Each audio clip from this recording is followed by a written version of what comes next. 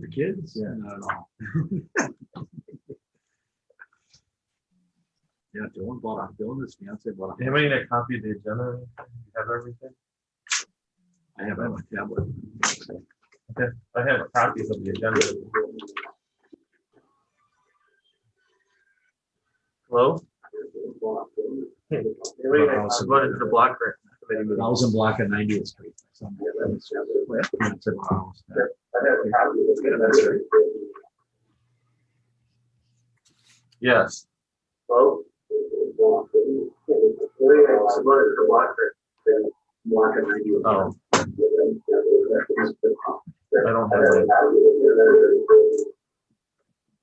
Could you send them the link to tonight's meeting? Do you have it on my calendar? All Minimatali's in the wrong meeting link.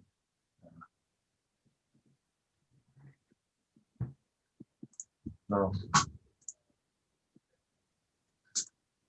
No. You still have that number? If he logs in the Zoom, I have the login number. Hold on 1 second.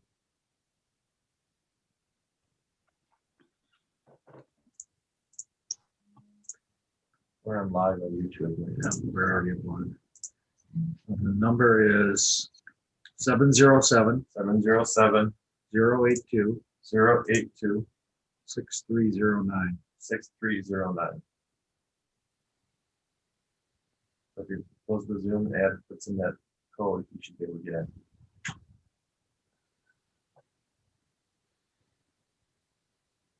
All right. No, 707, right?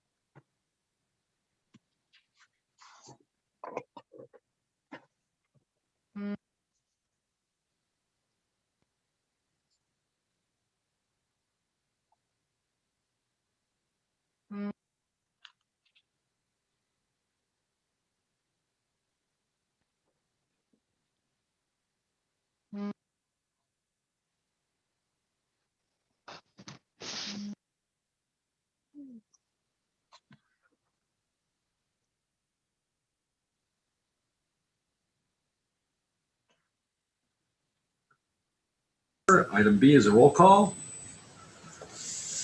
Okay. Dawn Groshek, I'm here. Tasha Koa, Here. Caroline DeLuey, Nicole Brinkley,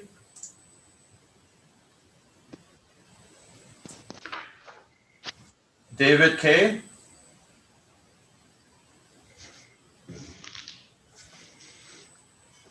Gracelia Hernandez,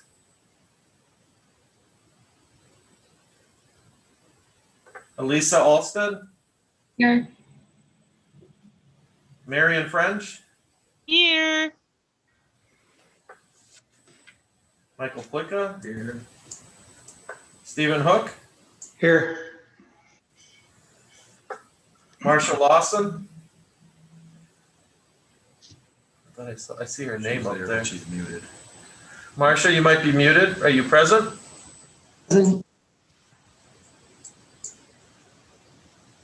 Holly Potzer, Here. Shelley Strasser, Alderperson Keene, Here. Alderperson Weigel. Here. Do you have a paper copy of this one? I'm about to go down here. Oh, sure. Yeah. Okay. We have a quorum. Okay, item C is approval of the minutes. Actually, I guess it's item number 1. Approval of the minutes. I'll move to approve the limits. Steve Hook. Is there a second? Second. Any further discussion? All in favor? Aye. Aye. Aye. Opposed? Minutes are approved. I don't know if it's item D or item 2 is the public hearing. Fiscal year 2020 Consolidated Annual Performance and Evaluation Report for the Community Development Block Grant Committee Program.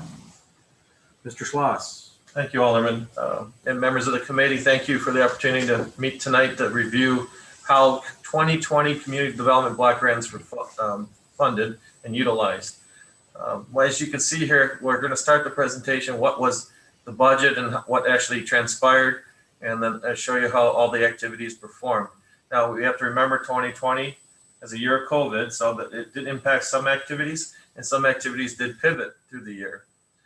We projected in 2019 for the 2020 budget that we would have $1,249,306 for entitlement funds.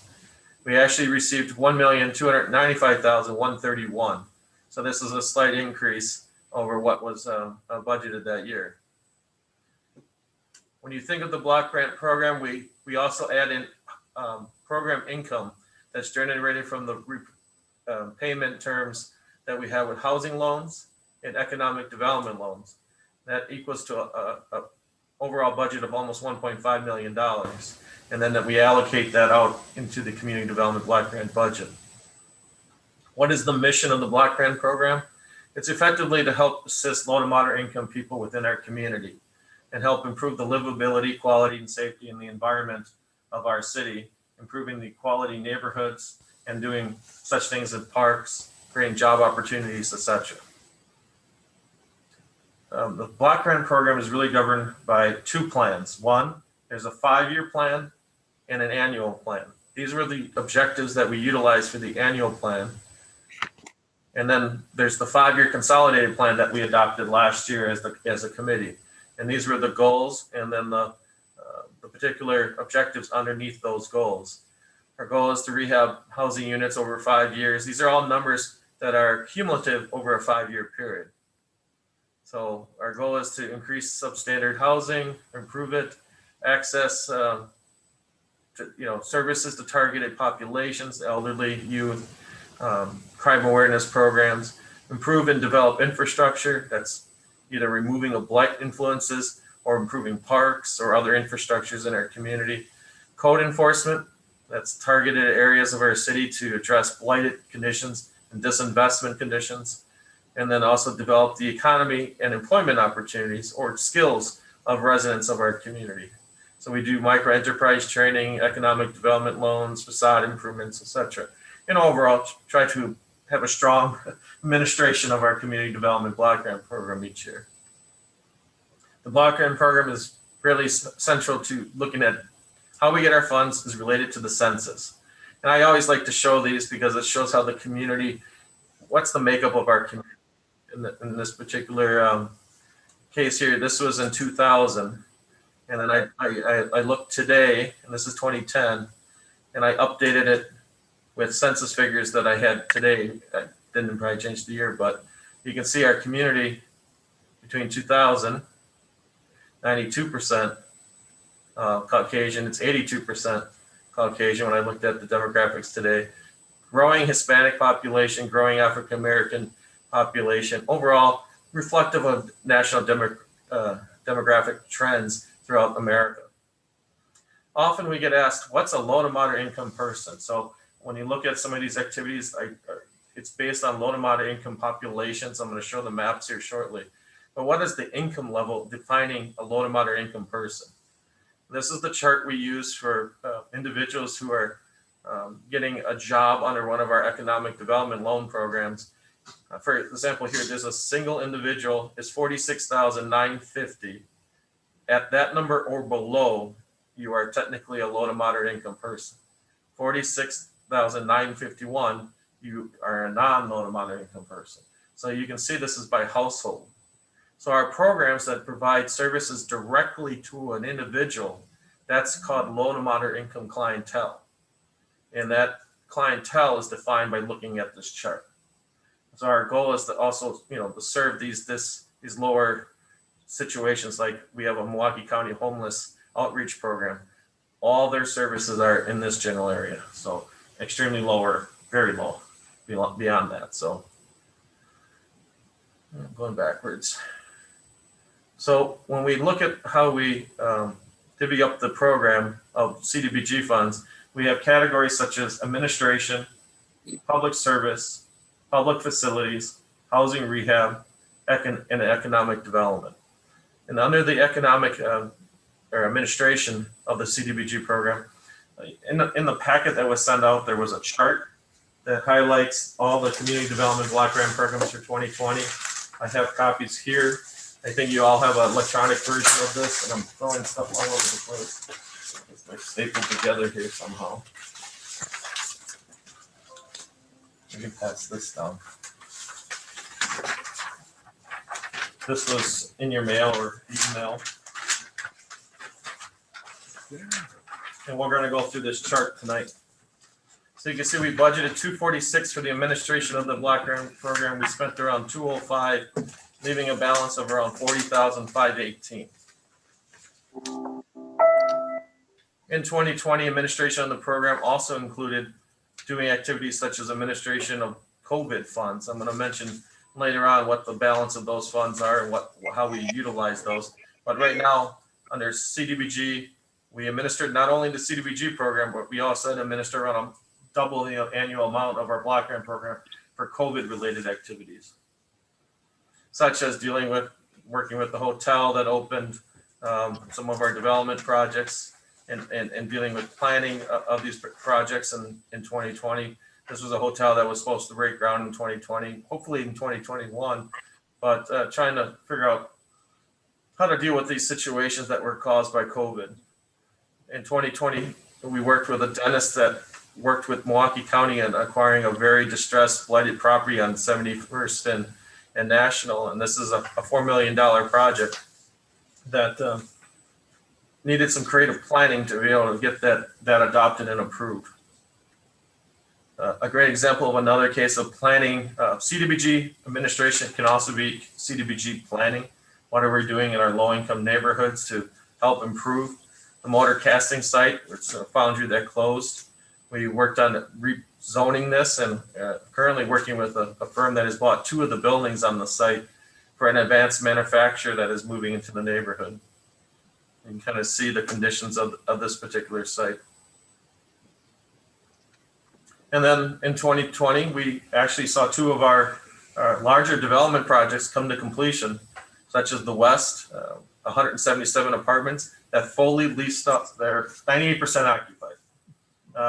Ogden on 84th and Greenfield came online and it's fully occupied. and both developers are looking to pursue other buildings within the community. In fact, the West project is, just to the west of the farmers market, has approval to construct a 110 unit apartment building, and this should be breaking ground here in 2021. One of the conditions that as we deal with development projects is the cost of construction right now. We are seeing growing lumber costs increasing. This is actually the futures of lumber. You can kind of see where it's going in terms of March. And then pre-engineered steel is up around 25%. In fact, I participated in a webinar yesterday, and the general consensus among construction, business development construction people are saying that the cost of construction is a major issue right now. Besides, another issue is that there's so much money in the market for all the stimulus funds. Everybody's going to be looking to do something, and the supplies they need to do the construction aren't available. Whether it's caulking or a certain type of board, it's causing issues in the supply chain. Another issue that we often work with, some of our programs that we'll highlight later, is and something that we're working on in 2021, is there are many opportunities in our city for people to find jobs or upskill themselves. So we started a communication with MATC and figuring out how we can help some of our low to moderate income residents maybe increase their work skills or improve their work skills to help fill some of the needs. The behavioral health hospital is expected to come online this fall with 250 jobs. Festival Foods announced that they're hiring. There's a dentist, the dentist I just highlighted before is expected to hire close to 20 some individuals to fill the dental office on 71st and National. So that's one of the issues in 2021. Another thing is with 2020, this started really in 2019, but it's become more of an issue here as businesses explore how to deal with consumer trends and consumer preference of eating outside or being outside, such because of COVID. And this is between Public Table and then the Kegels. You know, they updated their site and they put ice skate rink in 1 year, and last year there was the what are these called? Yurts. And you know, this is something that seems to be a trend of creating public space for people to assemble and hang out. And this is part of community planning. Under CDBG administration, we also did a fair housing program. Usually we have an event here at City Hall where we have the youth come and they look at they design posters and videos, and we have a nice community event here. But with COVID last year, we had to improvise, and we did most of it virtually or handed out certificates to the kids, and they actually drove through the parking lot and we handed the awards out to them here. So we had to pivot a little bit. But this is fair housing. This is a big element of CDBG, is that we try to fight discrimination in the housing market. So we had $7,811 budgeted there. And because of COVID, we didn't spend as much time with the event, etc. So we spent $1,300 and change under fair housing. So overall under administration, $254,000 and change budgeted, spent around $207,000, leaving a balance of $46,000. Then we entered public service. Public service is a category that's capped in terms of the amount of money that can be budgeted or allocated to a CDBG program. So it's 15% of your entitlement budget. That's your income and the entitlement funds that can be programmed to public service activities. In 2020, a number of programs still maintained their activities, such as community service officer. They were budgeted $40,000, expended $40,000, and they had 10 officers provide 1,071 hours of community service officer activities within the designated area of that service activity. Graffiti removal, well, even during COVID, people went out and still graffiti places. 247 graffiti investigations, and they removed that from 247 locations. So they utilized their entire allocation of CDBG funds. This is the Feral Elderly Home Service Program, ARIS. We partnered with this new entity late in 2019, and they provide outreach to seniors within our community, whether it's transportation, wellness checks, coordination of volunteers to come out to an individual's home, etc. This is a program that meets all the demographic trends of helping elderly in our community, low-income elderly, etc. And they utilize their entire allocation of CDBG funds. Gang prevention, we budgeted this at $19,079. They spent $9,834. This had a slight impact because of COVID, but they did 653 drug investigations in 2020. And some of the images here on the screen are the results of those investigations. I always never liked getting the pictures under this program. It's guns and usually drugs of some sort, or people flashing symbols at you. That it's one of those activities that unfortunately is going on in our community. Liberty Heights program, there's nothing in the report here. The pool was closed in 2020. So the $10,000 that was budgeted here will need to be reprogrammed at a future date. Healthy Homes, another activity, $10,690. It was because of the governor's orders or the emergency orders going into people's homes was something that was able to be done in 2020. The Family Resource Center, this is a program that actually pivoted in 2020 and did more virtual reading times for kids at home. That's something where parents could log in. So they did backpack buddies for weekly programs with the kids, You can see a picture of the kids here unveiling their backpacks on the upper right-hand corner. And they had reading materials, coloring sheets, different things for kids to be working on during the COVID. So that this program was budgeted $25,500. They spent $22,103. A program that continues to meet the trends that we need to be hitting with our community development block grant program. WRTP Big Step is a job training program. This is a program where they, through Facebook and social media platforms, they advertise for people that want to learn a skill or trade, and people can go to this service, learn the trades, and get placed for jobs. And this is a program that has increased people's living wage. And we've seen great participation in this program, knowing that 10 individuals were put into apprenticeships or skilled trades, which is needed throughout the region. The program utilized their full budget. The WISH program, this is a program that helps with domestic abuse, families dealing with the situation of domestic abuse. We budgeted $10,270. They spent $5,052, leaving a balance of $5,217. And this is a program, I'm sorry, I forgot to delete that, but they spent some of their money buying supplies in 2019, but their goal is to go out here in 2021 to meet households and put those items in place. This is 150-24145-085.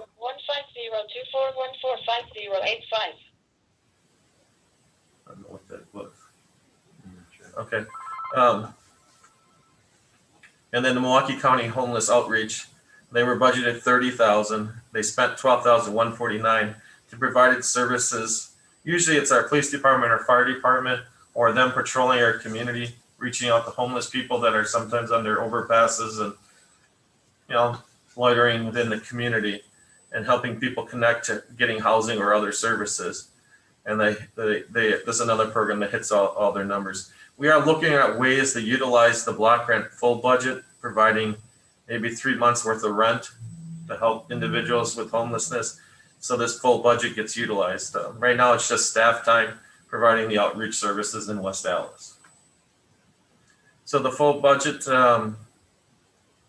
is on your sheet.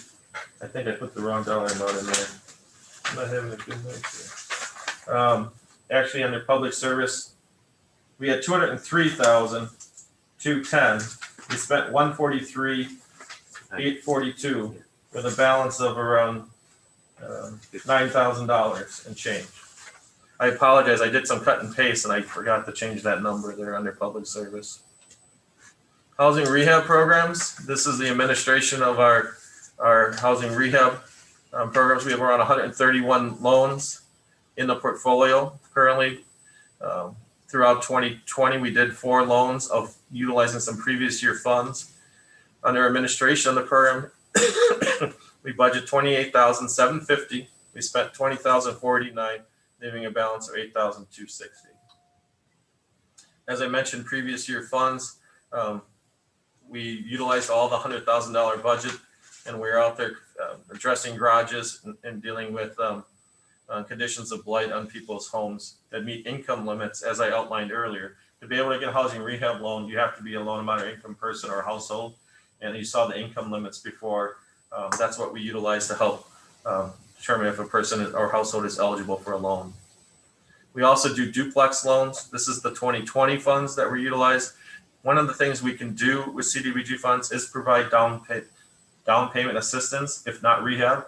And this was a down payment assistance loan for an individual to buy a duplex that is, owner occupied by a low amount of income person. And then we utilize some previous year funds. We have some balances in these activities. I just wanted to report that these funds were utilized in 2020. So under housing and rehab in 2020, we had $143,750. We spent $23,780, leaving a balance of $119. And that's one of the impacts on the housing rehab loans is we have to wait for the funds to come in. We don't loan these funds out until they actually come into the city. We didn't get the funds until around November. So 2020's funds is actually going to get used in 2021.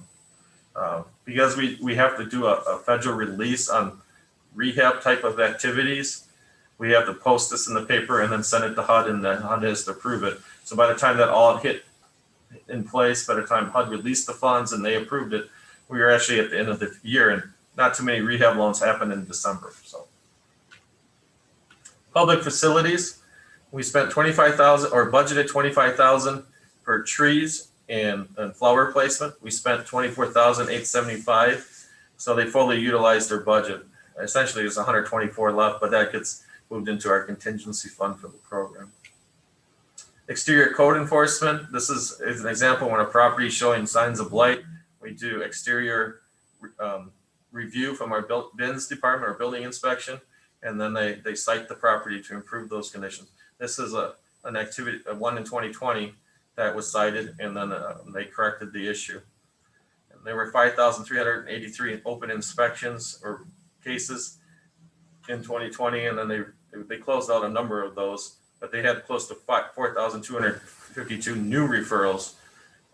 We budgeted 160, around 100,000, 101,000 was spent, leaving a balance of $59,000. Here's an example where from the sidewalk, they did the inspection. You can see the condition of the front porch, and then what was improved within a month later, which is it's a good improvement for the community. Farmers market improvements, we budgeted 60,655. We spent 23,278 on ADA seating and some additional information boards about government programs. One of the unique things about our farmers market, it actually provides, you can use food stamps at our farmers market. So this was to help that particular program. And our farmers market does provide quality food choices for low to moderate income people. So it was one of the activities that utilized some of that new CDBG funds, that 45,000 that I mentioned earlier of extra money. We put that into this particular activity. The other thing, we created a Burnham Point project. $297,200 were allocated to this activity. Around 2 years ago, we did a better block activity at the corner of 60th and Burnham, in which this year is actually come in fruition. I think once it becomes a little warmer and it doesn't snow, we have a contractor hired to actually put this paint in permanently with planters. The goal is to have the neighborhoods adopt the planters at this intersection, as well as in addition of a neighborhood park. There's a little lot that's city owned. An idea here, working with the neighborhood, is to create a public space for people to gather and then program that activity. Kind of a little bit more reference to that. We had $542,000 budget, almost 543. We expended 184. I expect this all to be spent here before fall of this year, with the Burnham Point project coming in and farmers market coming online here. Under economic development, we accomplished loans for double B's, Carrie's Krispies, the Reunion Restaurant. GG003 is actually the dentist on 71st and National. This is a loan that we set up to do equipment, and then we just a real estate acquisition of 7335 West Greenfield Avenue is the BT Enterprises loan. Now it shows that these funds aren't expended here. We use some prior year funds to help do that. There's double B's. It's actually the space right next door that says DC Ellington that is being renovated and that was purchased by double B's. And then in 2021, I've been using this as we approved loans for prospective brewery at the last common council meeting, and the Oak Brewery on the right-hand side. And there's actually a brewery working in the Army recruiting station. And these are prospects that we've been working on during the end of COVID here, the last 6 months. And the financing is approved, and hope to see some beer being brewed here in West Allis in 2021. So I call this year the year of beer. Is that the recruiting center? Yes. Middle picture? Yes. I didn't know they were. It's been gutted, and he's been working in there, that particular prospect. So lots of activity on the economic front. The Reunion Restaurant is set to probably be open here within the coming months. That's the old Alice Chalmers, I think it was payroll office or HR office. And we worked through a thing called the Community Reinvestment Act Network to help attract the bank to finance this deal. And then the city provides some financing to help bridge the gap. What you're gonna have here is a restaurant with entertainment, games on the second floor, volleyball courts, fire pit. Really a nice venue and a nice addition. This is actually owned by, if you're familiar with Capri Restaurant on 84th and Beloit, same owner. And then we're working with prospects for a pizza place on National Avenue, a Flower Girl and a Flame. They just submitted their application for economic assistance. So we're excited about all these new businesses coming to our community. And another program that we worked with starting in late 2019 and throughout 2020 is Kiva. And that's a crowdsourcing platform to help businesses. Our city's new market tax credit entity helps support those activities. The idea here is to help people with a partnership with WIBIC, which is our micro enterprise program coming up here shortly. And if they need business training and they can start, we work with WIBIC and then they grow their business. And then if they need additional assistance to grow in our community, and we provide maybe one of our economic development loans and keep that evolution going of helping the seed of a business then grow to something bigger. This is the Oak Brewery. They're actually buying a site that the city owns. This is 674951 West National Avenue. The idea here is, again, volleyball courts, fire pits, another outside gathering area. It's around a 10,000 square foot brewery. And here's the dentist that we provided an equipment loan for this property to help bridge the gap of getting this deal done. Commercial facades, we actually completed 2 in 2020, Carrie's Krispies. We helped with the mural and lighting on the side of the building. We completed Father Jean's with some prior year funds. And then we completed, I believe, lighting and windows at the public table on 58th and National. That completes the public hearing. I went through all the activities on the block grant program. One of the unique things is with the extra funds that have not been spent in the coming weeks here, we will have a resolution before common council to reallocate those funds, a public hearing, to a couple of the activities that we have going on. I think the Burnham Point project is going to need some additional funds to get it completed, as well as the economic development loan program. With all this activity and bridging gaps, we need some additional funds to help meet all these business needs in our city. So that's going to be coming in the coming weeks. I gladly answer any questions the committee may have on the block grant program. The exterior enforcement program, well, that funding, does that go to the inspections or does it go to the people that are fixing it? It goes to the staff to administer the exterior code enforcement program in the area that they designate as the target area to do inspections. Okay. Why isn't that a part of administration fees? It's under the HUD rules. Oh, yeah. That's why you can do code enforcement, and then you can do the corrective actions with the rehab loans if they're eligible. But the idea under the block grant program is you can create a targeted area under the low amount of income population. Like if this area is LM, you can go out and do those inspections to help improve the livability of that neighborhood. Otherwise, they could see a large growth of disinvestment. The idea is to improve the community for all in that area. I think he was just asking, why isn't that an administrative fee? Oh, or something? Yeah. Is you can set it separately as an actual activity versus administration of a program. Do they get funding from the city budget? Is that part of it too, or don't they get funding for that? They get some city money to do it in areas that are not LMA. Okay. So ours is to cover the extra enforcement that they do in generally the east side of the city. Okay. Do we want to check? Anybody else have any questions? Anybody else joining us via Teams have any questions on this public hearing? Raise your hand or shout out or.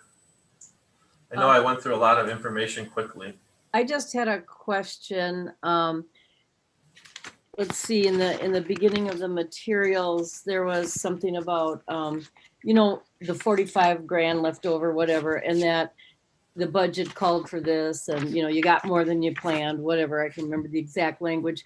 But I was just curious, there was a comment about it can cause hurdles for the city's budget, is that just hurdles in terms of timing? No, I didn't. No, so what we do at some of the, like CDBG admin, and if there's extra money left over, it goes into an unallocated account, and then we have to program it within so much time to an activity. Oh, just like you're talking about coming up, the reprogramming stuff? Yes, right. So like we were actually down a staff person in 2020 for, you might remember Luke. Luke left in July. Yeah. So myself and other colleagues have helped administer the CDBG program during this time. So, Okay. So but this year in 2020, we've made some changes. This is my colleague Steve Scher, present here tonight. He's our city manager of planning and zoning. And CDBG under the council moved that program into the planning category, and now there will be additional staff to administer the CDBG program. And I'm gonna focus more on the economic development aspect, and then help train the new staff. Team effort. Team effort. Thanks. Anyone else on the Teams meeting call have any questions for Patrick or on this public hearing? I believe Patrick done a good job, Mr. Chair. Acting chair, Mr. Acting Chair. Acting, sort of, I apologize for that. And I'm gonna look around the room for the public. I don't see any I like public that. here for. I like that, Murray. We do have there is a process where the public could comment on this via YouTube, and Yes. we've got nothing there. We've received. Do you have any Let's take a quick comments? look. I don't, yeah.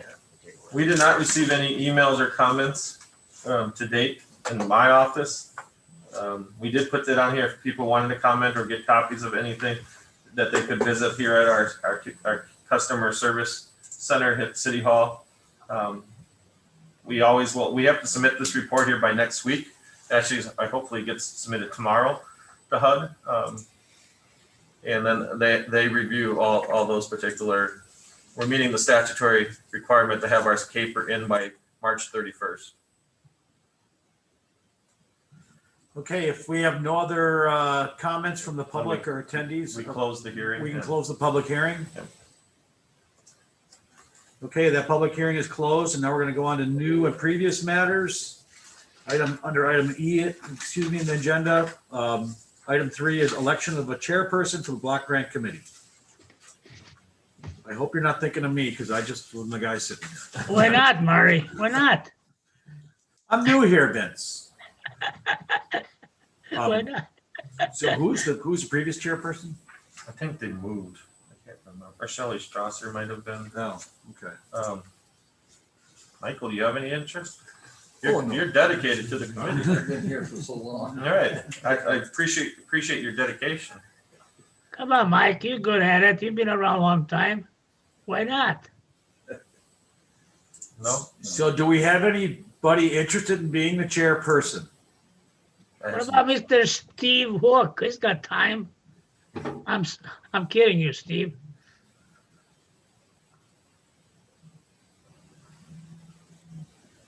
Well, I guess, and what are the chairperson's responsibilities Just, beyond running a meeting? And, Just running the meeting. And staff works with you on that, so. oh yeah, I'm out here all alone. Where's my safety net? We're right here. They're there. Well, that's something we can hold over to the next meeting. I mean, I'll do it if nobody else is interested. Hey, I'm glad, Steve. I'm glad I know, you're you good can- at it. You threw a little guilt at me, Vince, and I know. So if Steve is amenable, I'll nominate Steve Hook to be chairperson. I'll second it. Okay, we have a nomination and a second. Are there any other interested parties for the chairperson of the block grant committee? Going once? Going twice. I see Dawn's comment there, but she's busy, sorry. Going 3 times. I think we're gonna close the nominations for the chair of the block grant committee. Okay, so I guess we're gonna have a formal vote of the voting members of the block grant committee. You can do it by just. A roll call? No, you can just, all Okay, in favor. You just Okay. give a unanimous so consent on that. Patrick has informed me we do not need a roll call. So all in favor of Steve Hook being the block grant chair signify by saying aye. Aye. Opposed? Congratulations, Steve. You are now the chairman. Oh, thank you. Do you want me to hand the meeting over to you right now? There are only two other items, and they're both, I'm going to hand the chairman the gavel over. There, you have the virtual gavel. okay. All right. So the next item is a recommendation to the Common Council of the 2020 Consolidated Annual Performance and Evaluation Report for the Community Development Block Grant Program. So that's just, we are just recommending that to the council, the program that you just described to us, correct? Or was that just last year's? Just like the chart that you have here, we submit that to the Common Council. And then I can also, what will get attached is what's in the federal reporting system too. Does this need a motion? Okay, so I just need a motion on I'll that. move the approval of the recommendation of the council on the, that's not the caper, is it? Consolidated Caper. annual. Yeah, the caper. Yep. Caper for the block grant program. Second, Who said second? Alderwoman Keene. Thank you. Okay, with a motion and a second, then we just need a vote. All in favor? Aye. Aye. Any opposed? No, so we've got one motion accomplished. And then moving on to fiscal year 2021 Community Development Block Grant Program Entitlement Award and Revised Budget. Patrick, is there any comment on that or? Uniquely, as we're just wrapping up 2020, amazingly, we got our letter in February saying how much we would be receiving in terms of 2021 funds. It's like a notice of award. So we budgeted last August, $1,295,317 based on what we received the previous year, which is a good standard. But as more low, the numbers change, the HUD makes some calculations. Then they divvy up the money amongst all the communities. So if there's more communities using block grant funds or numbers changing a community that they use, then they reduce the award. Our award went down 16,389. So we're doing some administrative changes to make up that change in our admin budget, and that should help. And then we reduced public service activities by 1% because it's capped at 15%. This all went to Common Council at the beginning of March to help make that program balance out based on what we're getting in terms of our annual entitlement. Do the unused funds, Patrick, from last year because of COVID, do those help make up that difference at all? We cannot utilize, okay. So remember I mentioned before, Yeah, you have to use them. Public service.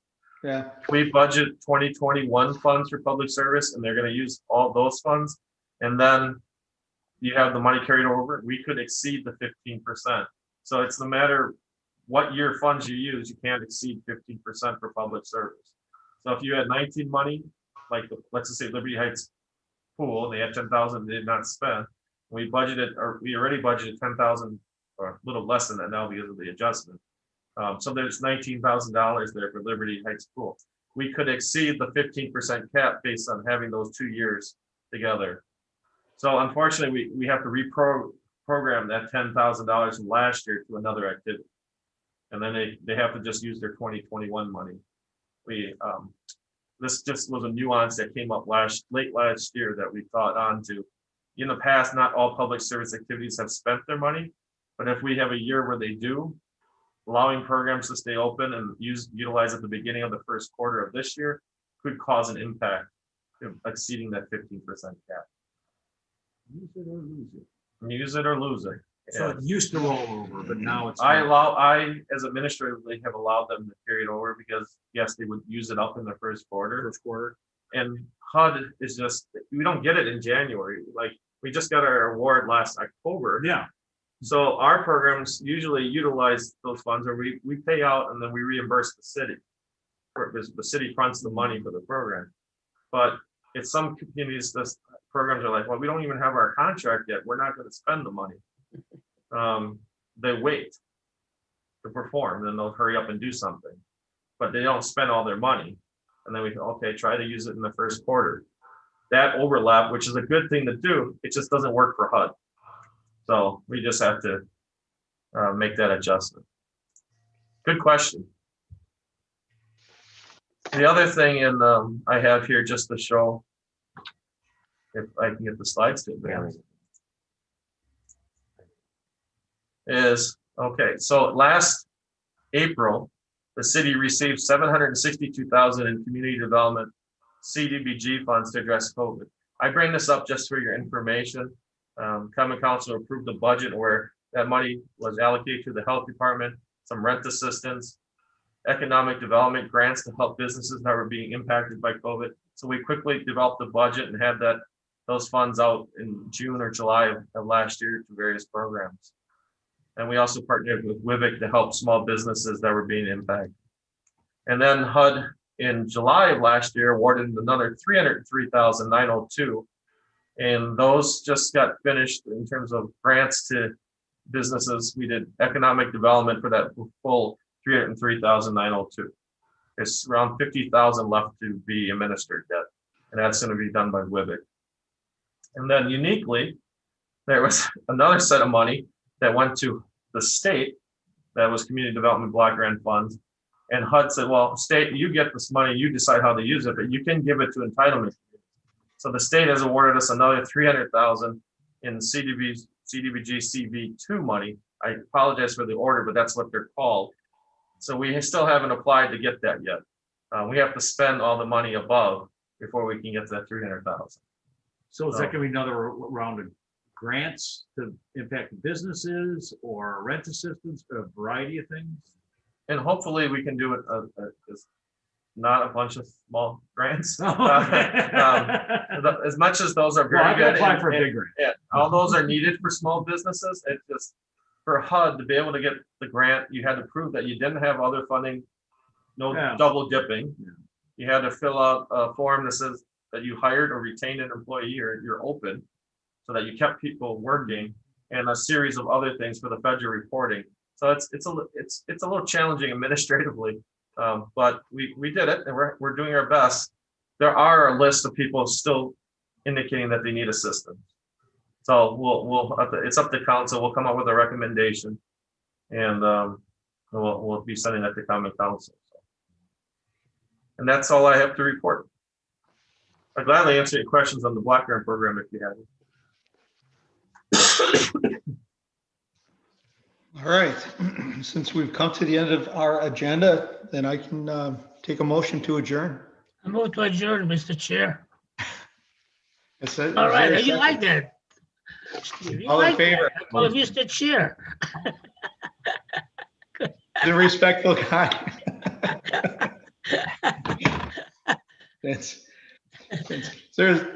Okay, then our meeting's adjourned. Thanks, everybody. Thank Thank you. you. Hi, Dana. How are you, Dana? Hi, good, how are you? Good, not too bad. You're doing fine. Yeah. We'll see you around. Yeah. Are you gonna come to our cleanup?